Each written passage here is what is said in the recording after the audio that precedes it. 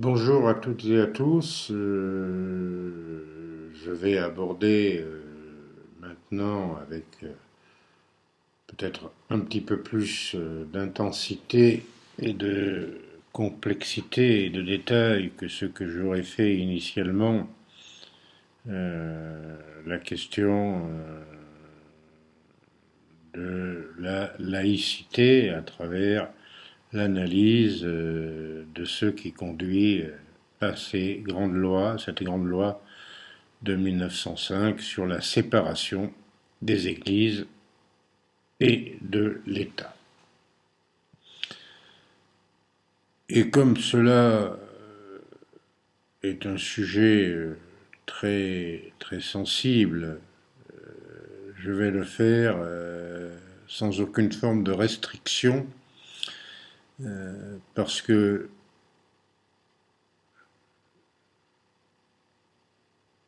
comme on dit, la peur n'évitant pas le danger, nous sommes dans une situation où ça suffit. Et où bien évidemment l'enseignement de l'histoire ne peut que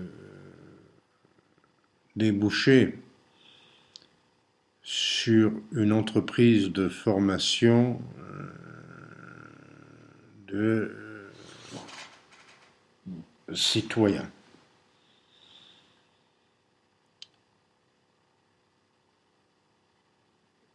Un point de méthodologie d'ailleurs, pour que cela serve aussi pour vos plans d'exposé. À ce sujet, j'aimerais bien que vous me contactiez par mail le plus rapidement possible pour me dire quel est votre sujet que vous avez choisi et sur quel livre vous voulez faire votre fiche de lecture à partir de la bibliographie déposée par ma collègue Isabelle Lespinet, ou si vous préférez suivre ce que je vous ai dit de mon côté en pointant du doigt l'intérêt du livre de Noiriel, Histoire populaire de la France. Je vais donc rappeler ce qui compte en histoire, c'est d'analyser tout mouvement comme une évolution. Le fait qu'on a un point de départ, un point d'arrivée, qu'il y a un moment où les choses changent. Et que c'est la compréhension de ces inflexions, de ces virages, qui est important. Contexte, crise, produit. Et donc que toute plan d'une analyse historique digne de ce nom se fait sur cette triple orientation. Et si je l'applique dans le cas d'espèce, comprendre la loi de 1905, force est de constater que ce n'est pas une idée qui surgit comme ça uniquement dans les méandres de l'affaire Dreyfus pour consolider la République et finalement aboutir à quelque chose qui est la condition nécessaire pour pouvoir vivre ensemble. Parce que l'idée de séparation des églises et de l'État, une idée ancienne, qu'on retrouve dans nombre de réflexions politiques et philosophiques depuis longtemps. Vous le retrouvez chez certains philosophes des Lumières. Vous la retrouvez également mise en pratique par la Grande Révolution française, avec des décrets en septembre 1794 ou en février 1795. Décret de 94, septembre 94, du 18 septembre 1794, il supprime carrément le budget de l'Église dite constitutionnelle après la constitution civile du clergé. Une Église pourtant dépendante de la Révolution française.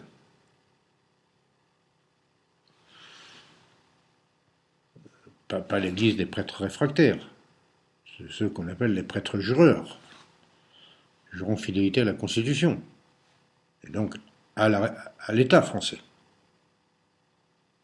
qui est devenu, en 1792, la République. Et le décret du 21 février 1875, il précise, je ne sais plus dans quel article, peu importe, je crois que c'est le numéro 2, mais enfin bon, peu importe, que la République ne salarie aucun culte. C'est pas dans la loi de 1905 la République ne salarie aucun culte. C'est dès 1795. Alors évidemment que cette première séparation est un petit peu tombée dans l'oubli, parce que tout simplement la République n'avait pas survécu. Elle avait été remplacée par le consulat, Napoléon Bonaparte, lequel avait passé un concordat avec la papauté en 1801.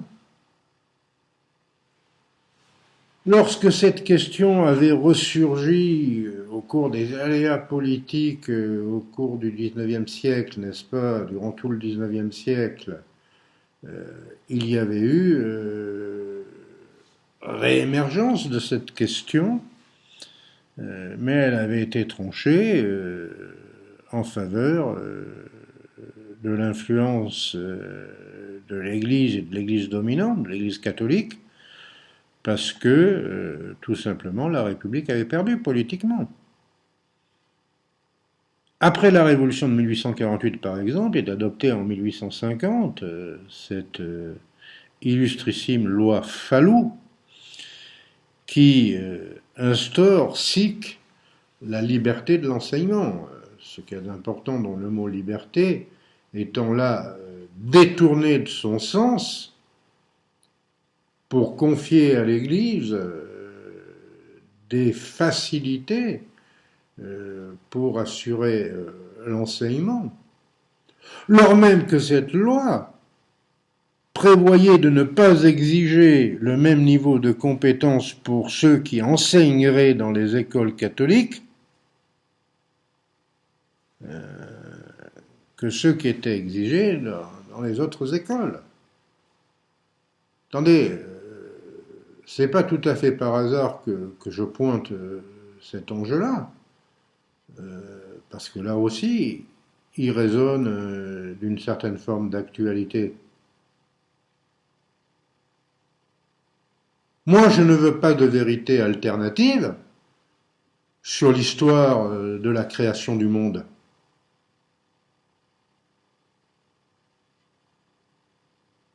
Je ne veux pas de vérité alternative sur l'astronomie.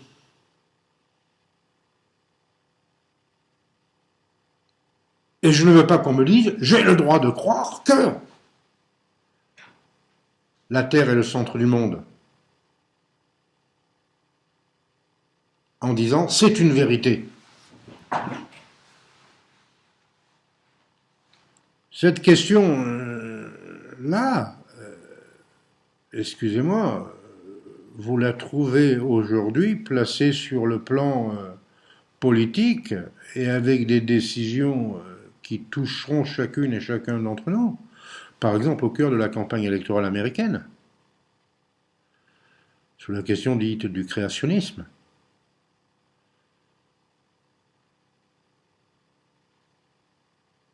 Donc, l'enseignement doit avoir pour but de donner un socle commun, fondé sur des vérités, entre guillemets, scientifiques, soumises au crible de la critique intellectuelle, alors que chacun veuille croire que la Terre est plate, ou que Dieu, ou je ne sais qui a créé ça en 7 jours, si ça l'amuse de le croire et si ça lui est une consolation intime, pourquoi pas, mais qu'il ne vienne pas me gaver en essayant de l'imposer en l'enseignant.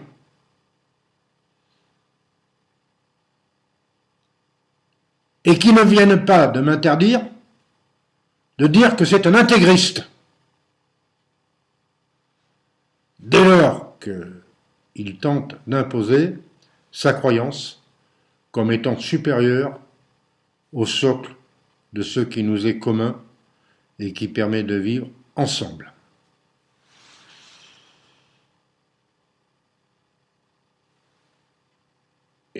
Et donc, tout naturellement, par rapport à cette situation dont je viens de rappeler, comme on dit en rugby, les fondamentaux, les républicains, dès qu'ils sont arrivés au pouvoir, après la crise de 1877, ont instauré immédiatement un certain nombre de réformes, notamment sur le plan de ce qu'on appelle la question scolaire.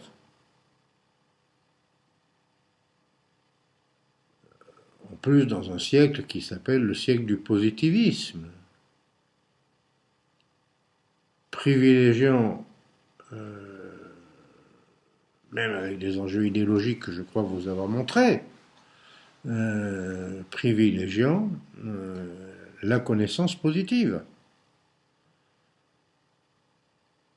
l'idée de progrès. Et donc, c'était la signification des lois symbolisées par l'action de Jules Ferry, dont je vous ai entretenu. Dans les années suivantes et le début de la décennie 1890, dans le climat de répression où on préfère l'adoption de lois liberticides, dans le climat de crise qu'avait initié l'affaire Boulanger, qu'avait consolidé le scandale du Panama, qu'avait accru avec le déchaînement de violence la crise anarchiste. Il y avait eu d'ailleurs un pari de républicains plus modérés de s'ouvrir vers la droite catholique pourvu que celle-ci renonce à son rêve de restauration monarchique. Ce que d'aucuns ont appelé un esprit de conciliation. Et si vous analysez finalement les mesures vis-à-vis de l'influence catholique sur la société française, si vous analysez les mesures adoptées dans cette génération qui a fondé la Troisième République, vous apercevez que finalement, elles ouvrent la voie à un compromis. Vous avez les lois sur l'école, évidemment, j'en ai dit un mot, inutile d'insister. Vous avez les lois sur la laïcisation des hôpitaux et des cimetières. Vous avez la question de la suppression des aumôneries militaires. Vous avez la question de la suppression des prières publiques. Vous avez même l'autorisation du divorce. Enfin, bref, des lois qui, entre 1880 et 1884, pourvu que l'on ne conteste pas la nature républicaine du régime, ouvraient la voie à un compromis. Or, tout ça vole en éclat, avec l'affaire Dreyfus. Et donc, à partir de 1899, c'est-à-dire après les obsèques de Félix Faure, dont je vous ai parlé, l'arrivée à l'Élysée, même s'il ne doit avoir qu'une fonction symbolique du président Émile Loubet, mais qui dans ce climat-là a dit clairement qu'il était favorable à une grâce et à une réhabilitation judiciaire du capitaine Alfred Dreyfus, et qui donc cristallise les oppositions.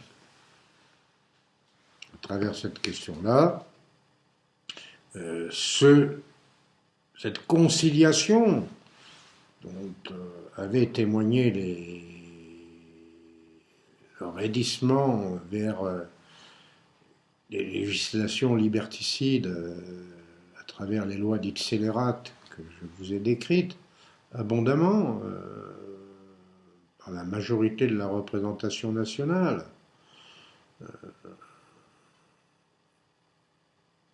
Bon, cette période de compromis n'est plus possible dès lors que, disons-le clairement, l'antisémitisme chrétien rend impossible pour ces milieux-là d'admettre la légitimité d'un gouvernement de bloc des gauches, comme on dira. C'est à Pierre-Marie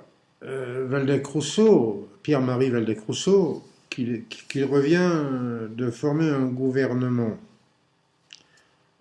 en 1899, en juin 1899, dans les méandres précisément de ce climat de tension anti-Dreyfusard, parce qu'à travers l'affaire Dreyfus, c'est la question de la défense républicaine qui est posée. Et ce gouvernement va avoir quand même pour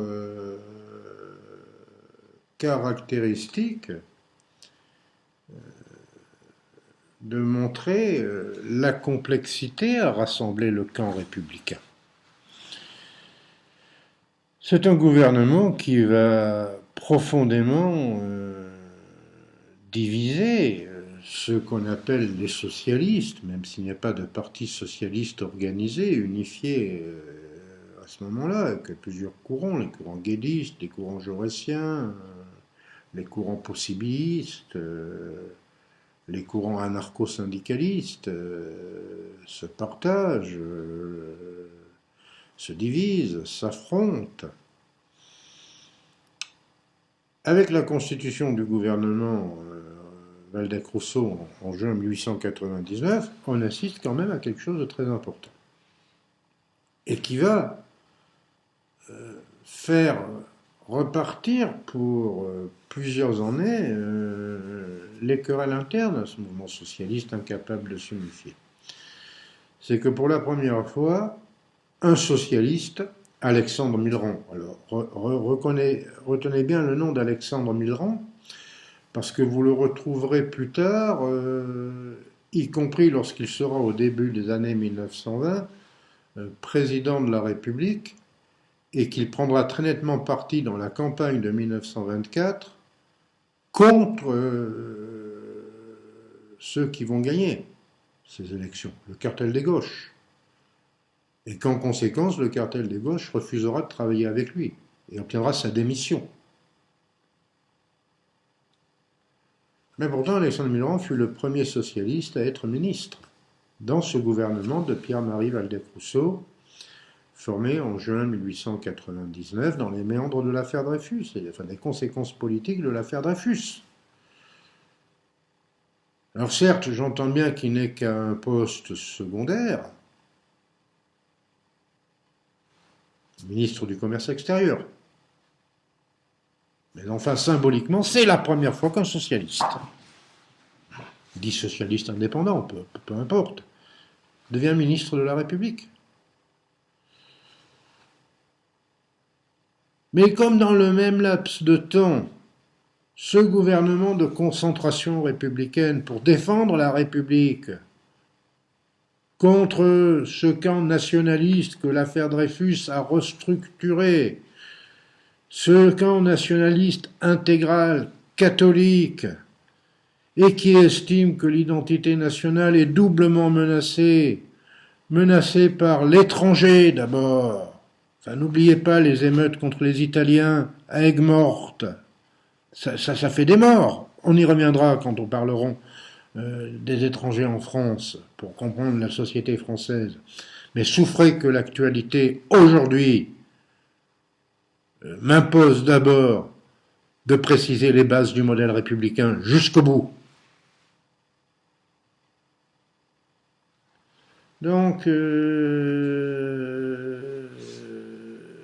ce camp nationaliste, la haine de l'étranger, la xénophobie, et sur le plan de la politique extérieure, la menace allemande, la religion de la revanche, c'est bien cette thématique-là qui va structurer l'opposition d'une droite extrême anti-républicaine jusqu'en 1940 et qui explique, excusez du peu, le vote des pleins pouvoirs au maréchal Pétain le 10 juillet 1940.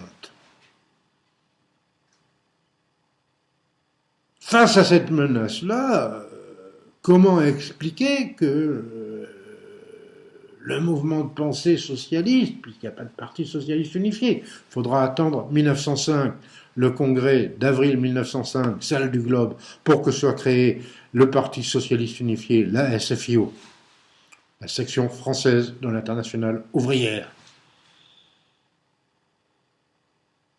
Mais là, entre les divers courants jaurétiens, guédistes, possibilistes, il y a un affrontement très fort. Et précisément, la nomination d'Alexandre Millerand comme ministre est vécue par certains milieux socialistes comme une trahison. D'abord parce qu'il est ministre, dans un gouvernement bourgeois, pour aller vite, qui n'a pas la priorité de la défense des exploités et du prolétariat industriel comme ligne cardinale. Non. Mais surtout aussi parce que dans ce besoin de défense républicaine, Pierre-Marie Waldeck-Rousseau ratisse relativement large et qu'il nomme comme ministre de la guerre quelqu'un qui doit, selon lui, incarner l'autorité nécessaire pour contrôler l'appareil militaire. Excusez-moi.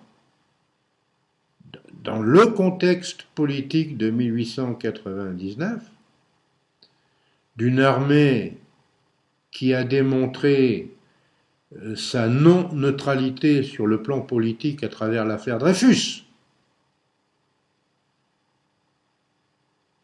et quand une armée se met en situation d'imposer son point de vue à un pouvoir civil, et de n'être plus seulement à son service, ça s'appelle un coup d'État.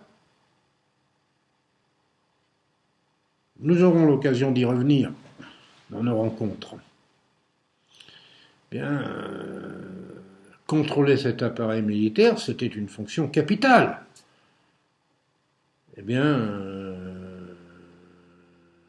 Pierre-Marie Waldeck-Rousseau confie cette tâche à un général, le général Gallifet.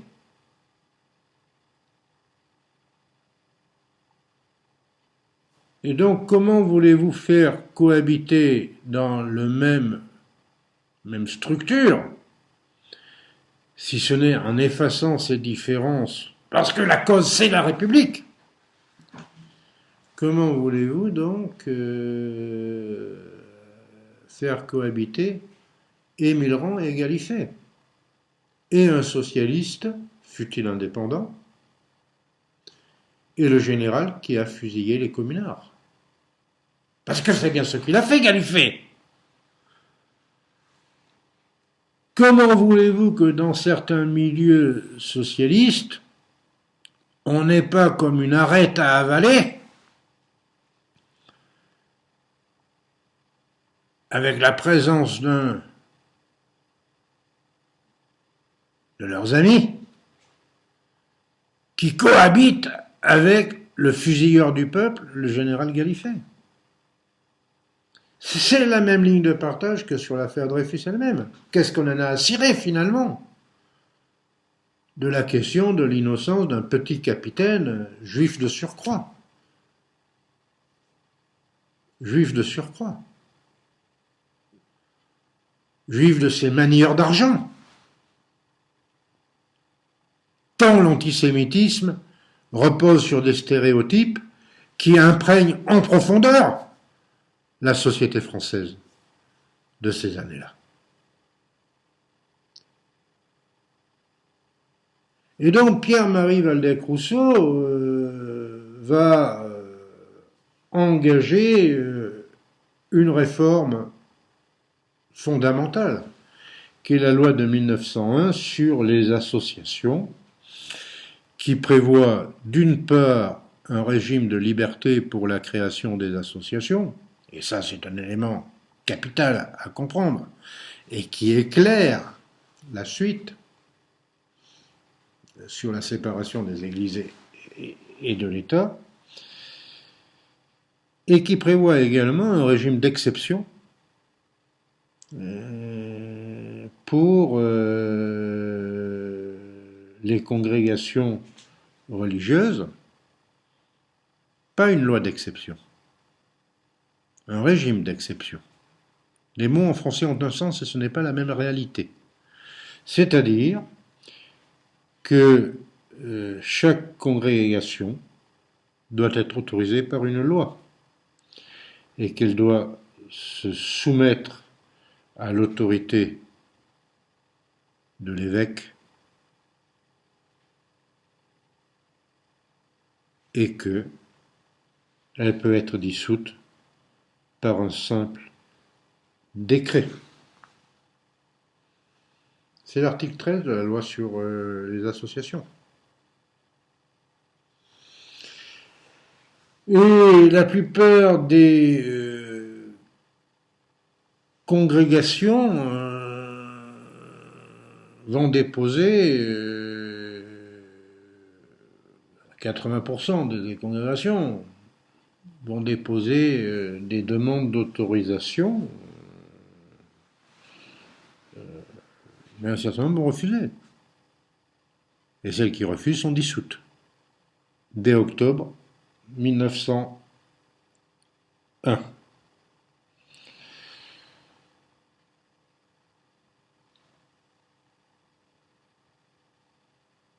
Quelques semaines après, en janvier 1902, le Conseil d'État précisera d'ailleurs la question en disant que les congrégations qui veulent pouvoir disposer d'un appareil scolaire devront avoir une autorisation préalable. Et toute école dans laquelle enseigne un membre d'une congrégation devra avoir une autorisation préalable, quel que soit le nombre de ces enseignants congrégationnistes. Si j'ai insisté sur ce gouvernement Pierre-Marie Waldeck-Rousseau, sur les tensions qu'il génère, c'est que l'on ne peut pas comprendre la conjoncture mentale durant l'éclatement politique de la crise Dreyfus, c'est plus l'affaire, c'est la signification et le combat politique qu'elle implique. Et c'est sur cette base-là que vont se jouer les élections législatives de 1902.